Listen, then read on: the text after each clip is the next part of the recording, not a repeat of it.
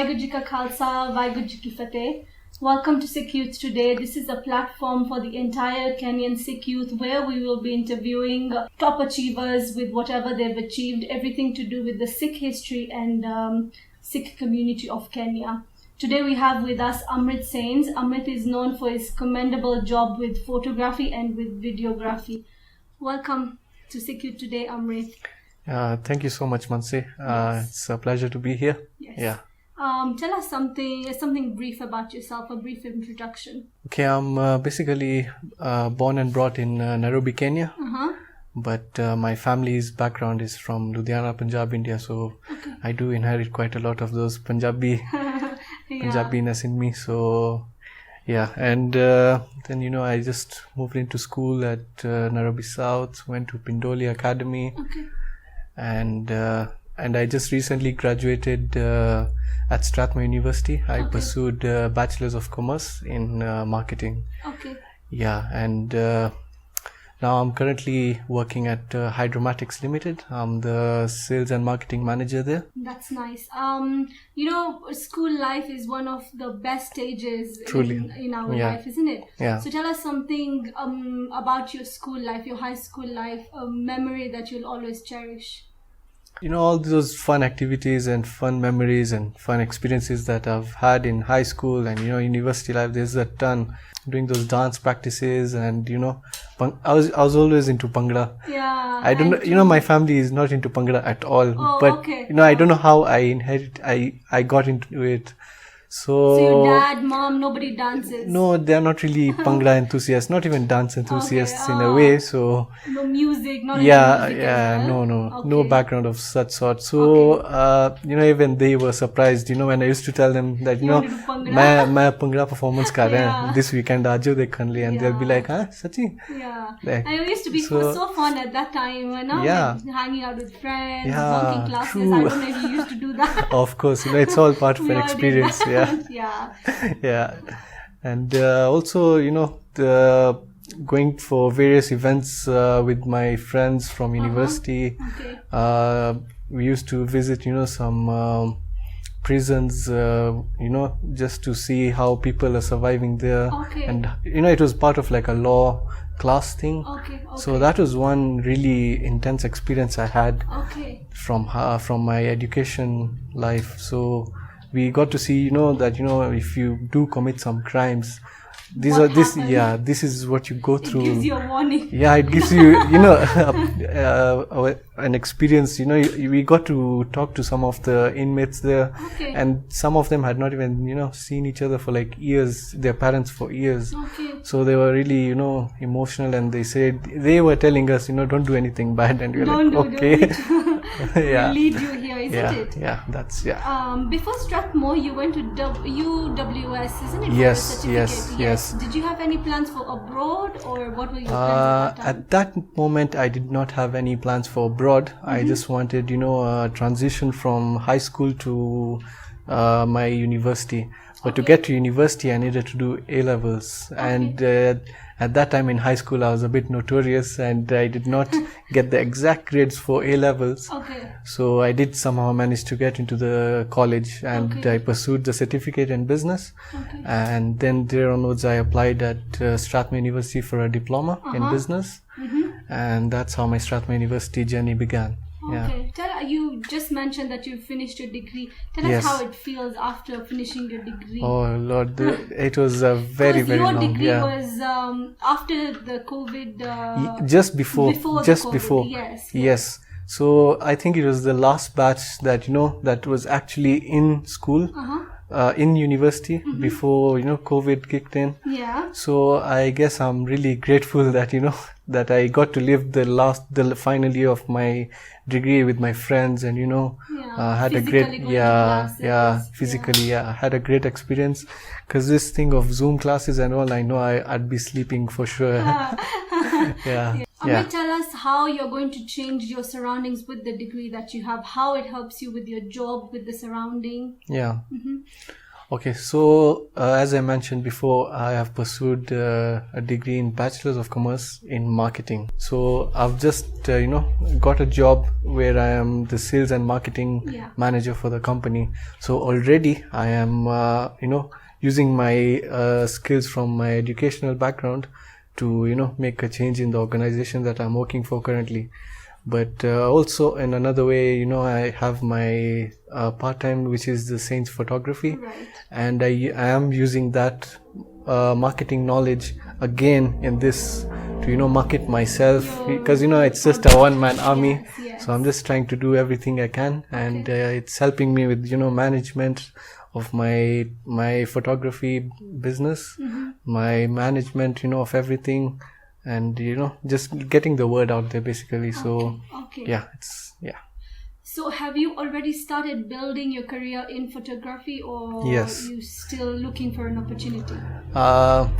With Babaji's grace, it's been going a lot quicker than I initially thought about it. Because when I initially started this photography things with things like Isaac, I'm sure you know of it. Yes. That's where I used to do photography and designs. That's where I started from. And it wasn't really, I didn't really think of it as this big where I have reached right now already. All thanks to, Babaji. So I always thought, maybe it would take another 5-6 years or maybe 7 years. But, today already, just last year, I did almost 6 weddings, six wedding photography, including yours. Yeah, ours is the first one, isn't it? It was the second one. Okay, wow. Yes, but the first one for the year. Yeah, for the year 2020. Yeah. So it was that was also a very amazing experience. Yeah. So Amrit, everybody knows you as Sains Photography or Amrit the photographer, Hada. Tell us who inspired you. Where did all this start from? Okay, it's not.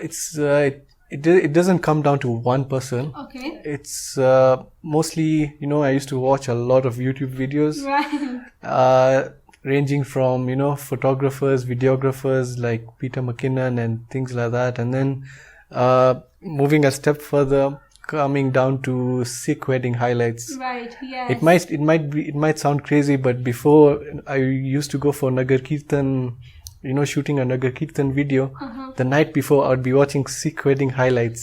Because very interesting on YouTube, isn't it? Yes, true. Because the way they use the cinematic videos and movements and angles of the camera, so that was always very fascinating. And I thought, let me bring that to the Kenyan Sikh videography experience. So that's how I actually got fascinated and evolved into videography. But as for photography, there are many amazing photographers around, even in Kenya. In Kenya itself, truly. But it just doesn't boil down to one person for me personally. So I'd suggest that I'm happy with everything.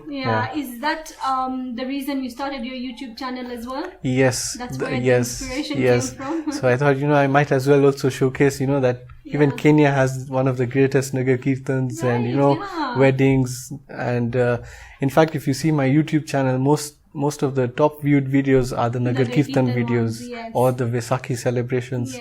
So I just thought let me put it out there on YouTube to the the rest of the world in better quality. I obviously started with a phone, but that's... But now it's getting better, isn't it? It's getting better, yes. I guess we all start from somewhere, isn't it? True. Yeah. So Amrit, tell us something about the first cinematic wedding video that you ever did. Oh, okay. My first wedding experience as a photographer. Okay. And what you learned through it and how it made you better for the next video. Okay. So, being part of a wedding photography team, it boils down to on how my first experience is how the family treated me. Right. Because they're usually clients that are just focused on what the job they give you, and that's it. But I was really grateful that the first ever wedding photography experience, the family was very, very comfortable with me around, and they not only treated me like a photographer, they treated me like a part of a family. So even just behind the scenes, like, when there was nothing going on, an event or something, they would take me around, to the mall or something, and they want to go shopping. Oh, wow. Just okay. because I do know some of the family members. Okay. So it was a bit easier, quite easier in fact. So it was a lot more comfortable. There was an understanding. So that was a really great experience I had for, the first wedding I had ever shot. It was a bit hectic and very emotional. I remember during the Anand Karaj, when the Lama had just completed, I was, it's my job to look for all the moments that are happening around. And what I saw was the bride crying, the bride's mother crying, the sisters, the bridesmaids, all crying, and I'm capturing that, and I'm just feeling like a bit balancing tears, and I'm like, why am I crying? I'm like, okay. So I just wiped, and then I continue shooting. So that's why I like to capture mostly candid, because it speaks. I don't often like to tell people just pose here, do this. I just like to capture the moment as it is, and that's my motto for my photography: relive the moment. So that when you see the photo, you're reliving the moment, that the emotion. It takes you back. Yeah. Tell us, in such a scenario, what you do when the bride and the bridegroom are not friendly with you. Because some people are not into photos, they don't want to be clicked all the time. I've had such an experience before as well, but I won't mention the names. But what had I hope it wasn't mine. No. You guys, it was amazing. It was amazing. So what had happened was the guy was not comfortable with taking photos. But the girl was, very photogenic. I think it's like I just point the camera at her, and she'd be like, she'd smile. But so in that scenario, I had just told the guy, just let me take one photo, and that's it. So every 5 minutes, I told him, just one photo, just like this, done. Another 10 minutes, I told him, just look there, just talk to your wife, and that's it. And I'd take a photo. So I had to, make him do it. I just told him, I'll just take one, but I was taking like 2, 3, 4. For the perfect picture, Because most men do not like taking pictures. True. And then at the end of it, when I deliver the photos, I don't want the client saying, "Tu meri photo nahi khichi." My photos are less compared to the girl, this and that. So I had in weddings, I have to keep it, all at a balance. The families, the couple, the relatives that come, especially if it's the a Punjabi moments. Wedding, isn't it? It's very long and very hectic. Goes on for days and nights. And how is the feeling when you actually deliver the work and they absolutely love it? It's one of the best feelings ever. Most of the times, including yours, I remember when I delivered the footage, and I got emotional feedback that that you were really happy. Because like everybody on the video was commenting, that I'm crying with you. Yes, crying. exactly. So those emotions, they when you're able to build an emotion and speak it to your audience and then get the emotional feedback in return, then you know you're doing the right thing, isn't it? So it's like souls connecting in a way, and minds. So it's a really beautiful feeling, and that's what keeps me going. So Amrit, with the COVID starting this year, it's affected a lot of businesses. Everybody has been affected by this, isn't it? Tell us how it's affected you and how your business went down. It was really hectic year. It affected everything. Even my full-time job, the place I'm working at, I was told to work from home. And then no going out, supermarkets, this and that. Everyone had that fear. So even for photography, I had to cancel 2 wedding shoots. Right. I personally cancelled 2 because of all this fear, and I have elderly at home and the kids at home also. Yes. So I had to personally cancel 2 weddings, and 1 wedding was cancelled by the client himself just before I called him. So either ways, so it was cancelled. Because nobody was getting married anyway. Everything true. All the curfews and everything. So what I decided to do instead was, make myself, better in other aspects of life. So I always used to tell my mom कि आप बना दो आज आप बना दो. She's like नहीं हूँ तो आज आपे बना जो खड़ा. So then I became from a photographer to a chef. Okay, wow. So I learned quite a lot of cooking, vegetarian cooking, quite a lot of it, and I was cooking almost every day. I think the lunch every day. Because you were working from home anyway. Yes, working from home and had no shoots, nothing else. Yeah. So, and then, the COVID period reduced at one point in Kenya because, luckily we didn't have hiked up numbers of the positive cases. So when it began to come down and, things started opening up, so I still couldn't, go out and there was no events still. And I was still working from home. So what I decided, I started DMing Instagram companies, like bakeries and stuff, and like donut places, cakes, and restaurants and shoe companies. Okay. So I just told them that you can send over your products. I'll do a shoot for you, a product shoot for you. And then we can exchange, via M-Pesa, things like that. So there is no contact, There is no contact, So is that when you started your amazing videos as well? Yes, and also the quarantine edition videos. That's also, my YouTube channel had gone down like this because, there's no content to be published. So I was just seeing, how can I make things, a bit more interesting on my YouTube, I didn't want to sit there, just vlog myself in, a room. So I found that, people won't engage with that. So I thought, everyone is at home and everyone is bored and everyone is still talented, regardless of COVID, everyone is still talented. So I just texted up my friends, called them. I'm like, I'm planning to do this dance video for YouTube. All you have to do is just dance for 20 seconds, 30 seconds, send me. I told like 20, 30 people. And how hard was editing that video? It was very hectic, but it was also very, I really enjoyed because, all these months I did not do anything at all in terms of editing. So when I was, I got all that footage back, I was so happy. I was so overwhelmed. At first I thought, everyone's like, sitting at home, relaxed, or some don't want to dance, don't want to be in front of the camera. So I tried my best and I got almost, just for the first video, I got almost 30 people to be part of the video. That was the Patola by Amrit Singh song, the video cover. Then we moved on to Sauda Khara Khara by Diljit. And the third one, I tried to make it the biggest and best. That was the Goat by Diljit Dosanjh. That one I even, called up my friends with cars, bikes, drones. I saw that. I even told a guy with a drone, just go out, just drone everything around you see, and just send it to me.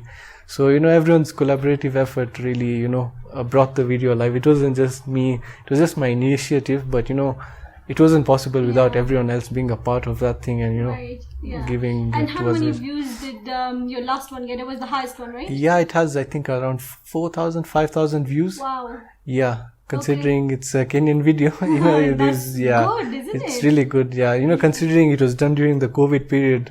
And done everything, everyone danced from home, there was social distancing, no meetups, just so everybody used to send them their video and then you just put by everything email together and then Wow.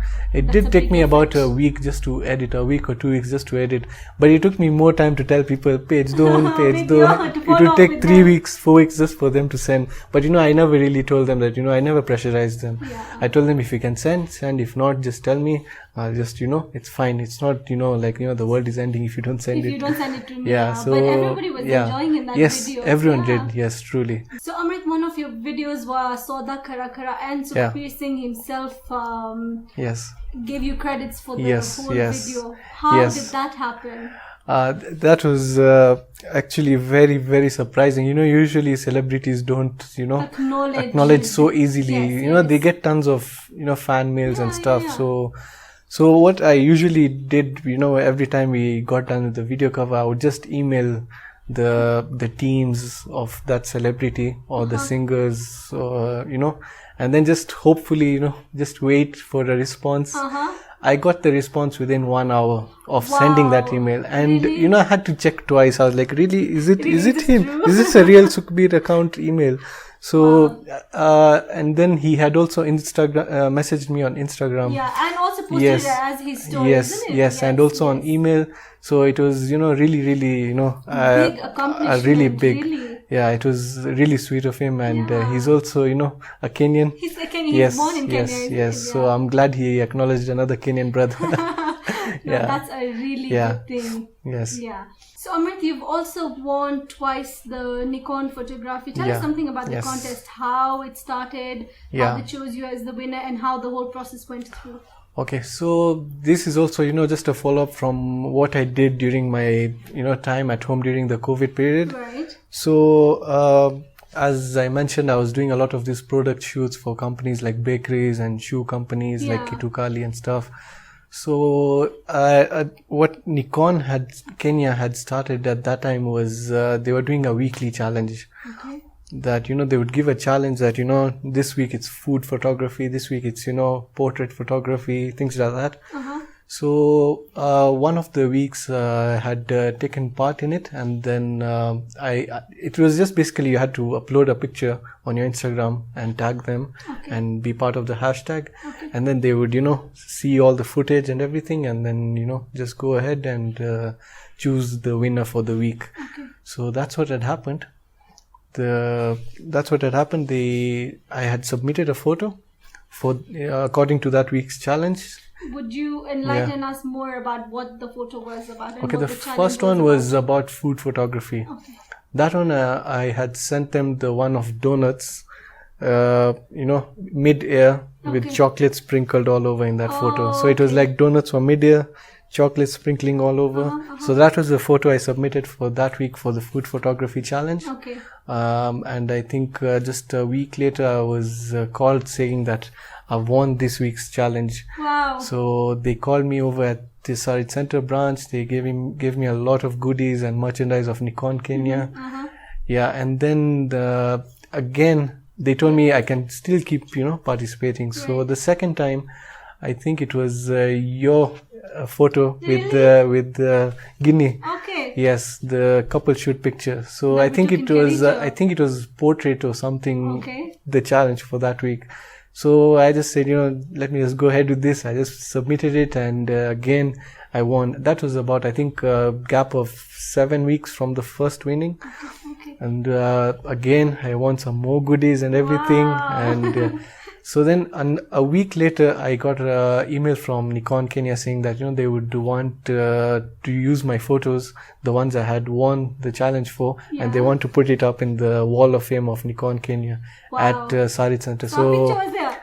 Yes, you should go and see. Even the donuts picture, if you go and see it's there, at both Sarit of them. Center? Yes. Okay. Yes. Okay. Yes. So that was a really amazing experience I had during the COVID period. Yeah. So Amrit, you've headed various design teams for different events as well, isn't it? Tell us something about designing now. Okay, so as I mentioned before, there is Sains Photography and now Sains Designs. Yes, right. Now Sains Designs, I started it 1 year before Sains Photography. Okay. But as I mentioned earlier, with God's grace, the Sains Photography went really spiked up really quick. So Sains Designs is where I did various poster designs, banner designs, all kinds of promotional designs for organizations like ISIC and the South Sea Gurudwara. And then there was another event, Maharaja Jassa Singh conference that was held in 2018, I think 2019, in March. It was a collaboration of South Sea Gurudwara and East African Ramgarhia Board, and also that I was part of the design team. We designed a lot of promotional items and along with I think a very huge booklet and in a very short span of time.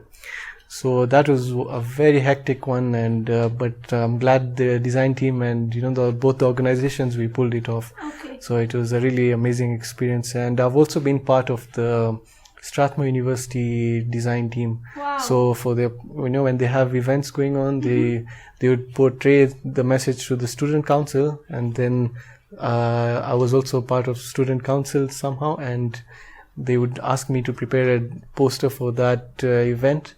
And I was, Okay. Tell us what's more interesting. Like, what do you like more? Is it the designing bit or the photography bit? I initially liked the designing bit, but now it's, getting into photography. As I mentioned earlier, the emotions, they just speak to you a lot. So, designs, they don't really speak so much. It's just, saying what the event is about. Yes. So that, that I'll be honest, there's a lot of websites nowadays. You can just, go put in the information of the event and a poster is ready. But, capturing the right moment, you need a person to do that. You can't just have something standalone. Right. You need a person to capture, be there, know what to capture it. And you relive that that's moment. That's why I'll always be thankful, because you made our wedding video so memorable. I'm people grateful, watch it till today as well. I'm just so grateful, that you guys trusted me for the job, and I was able to deliver well. Yeah. Thank you. You've been part of Asian Weekly as well. Yes. You worked there, right? Yes. Tell us something more about that. Okay, so for Asian Weekly, I got in there, I'll say, through a well-wisher. Okay. Yes, and he knows himself well. Yes. And over there, I was again part of the marketing and the design team. Okay. Because at that time, I was just starting off photography, and I was already established in the designing department. And it was also part of my Strathmore University internship. Okay. So I got in there, and it was really amazing. I was also part of the Asian Weekly Awards. Yes. And helped prepare the designs, plans, captured the videos, photography. So, and I would also go to various companies with my director, my boss. So was it an internship or it was an internship? Okay, right. Yes. How many it was a 2 months internship. Right. Yeah. Okay. Yeah. And then after that, you joined this workplace you are at. It was just a 2 months internship just before my final year. Okay. So then I completed my final year, and now is when I joined Hydromatics. Okay. Yeah. So tell us about what your ongoing projects are at the moment and what you wish to work for in future. Okay, at the moment I don't really have much of a project going on. I'm just, busy with my, wedding photographies and videographies and my full-time job. So, now the COVID period has really come down. Yes. So all the events are starting to kick in. Yeah, it's so getting better. Yeah, so I'm just getting busy with that. But my end goal, I'm guessing, I don't really have a certain answer, but I'd like to, have my own photography company, my own well-established designs and printing company. At the moment, it's not really well-established, I'd say. But people still know you, so it's definitely. Still an achievement. Yes, it's true. But, I would want to take it to an even higher level, have a team of photographers, just build, with more others like me, who started like me, just come together, we do something big. Yeah. So you mentioned you've been working full time, and then you have your Sains designs, and then you have your Sains photography. So tell us how you work with all this together and how you manage everything. Okay, firstly, it's very hectic. It is. I can imagine. I've had sleepless nights at times, but that's how the place I've put myself into. But that's how you'll grow. Yeah. If you take the easy route, you won't go far. So you work during the day?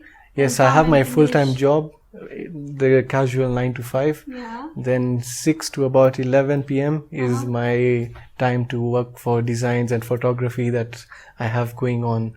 Wow. And if there's any events during the day, I'm very grateful that my boss understands my passions. So you can take an off. So yes, he does, agree to give me a leave for the day, and he's very well and understanding. Okay. Yeah, so there's no comfort in your growth zone, and there's no growth in your comfort zone. So you're a full-time working person. You have your designs, you have your photography. Now you're also a chef.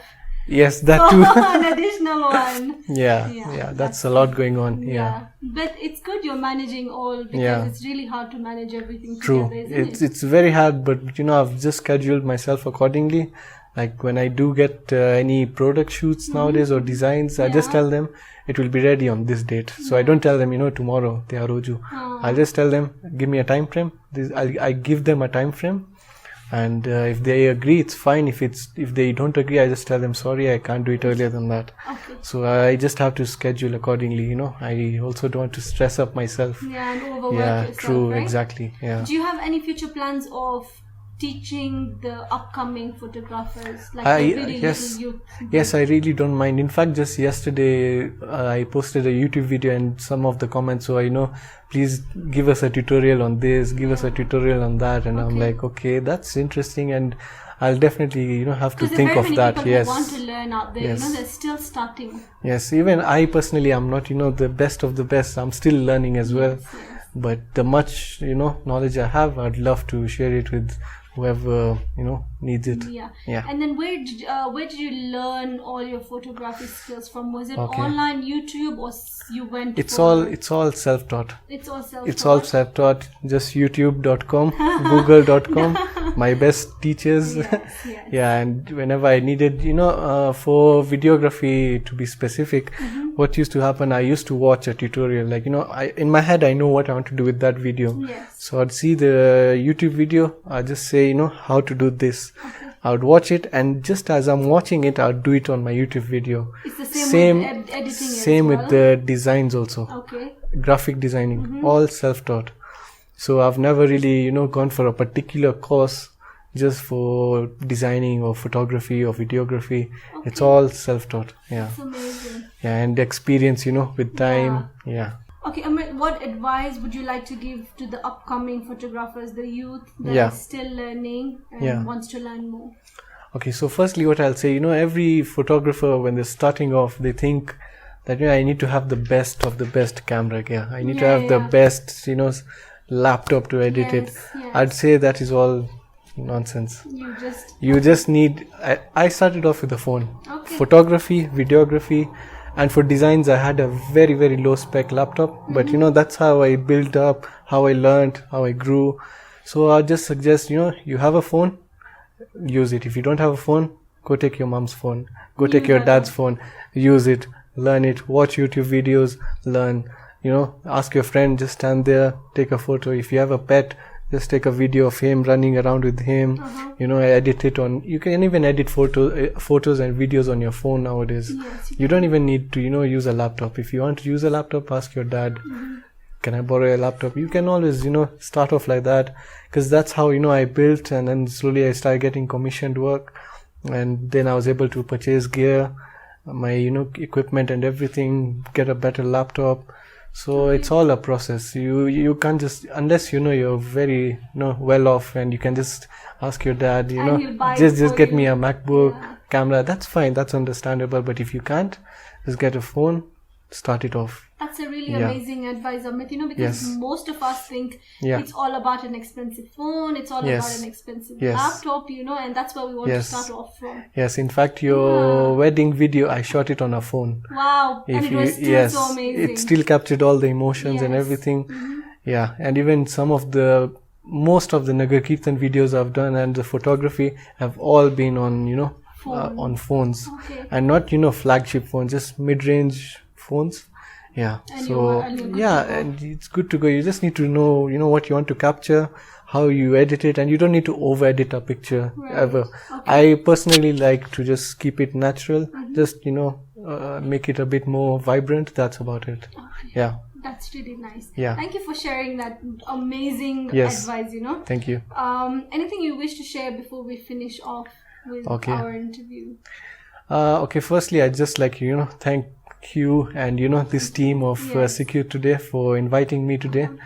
At first when I was asked about this interview, I was a bit shocked. I was like, really, man? But I'm really overwhelmed, and thank you so much. And I just like to say that photography is just a growing thing. You just need to start it off somewhere. You can't say, मैं 3 महीने बाद शुरू कर लूँगा, or not just photography, anything in mind. You need to put the first step forward, and the rest will just you'll start walking. Even to walk, you just need to put your first foot in front. And then you learn. Yeah, you just start walking. So that's what I'll say. Yeah. Yeah. Anything you want to share about your YouTube channel? Yes. Your photography pages on Instagram? Yeah. Facebook? So on Instagram, you can see my photography work and my photography page on Sains Photography. It's at Sains_photography, and on YouTube, you can just search me up as Amrit Sains. And make sure to subscribe. Yeah, I'm almost about to hit 1,000 subscribers. Yay! That's a party calling. Yeah, so let's see. Okay. Yeah, thank you. Thank you, Amrit. Thank you so for much. sharing your time with us Yeah, today. it was a pleasure. Thank you. So today we had Amrit Sains. We've learned a lot about him, about photography, about YouTube and everything. So if you like this video, kindly comment, share and subscribe. Thank you. Vaaheguru Ji ka Khalsa, Vaaheguru Ji ki Fateh.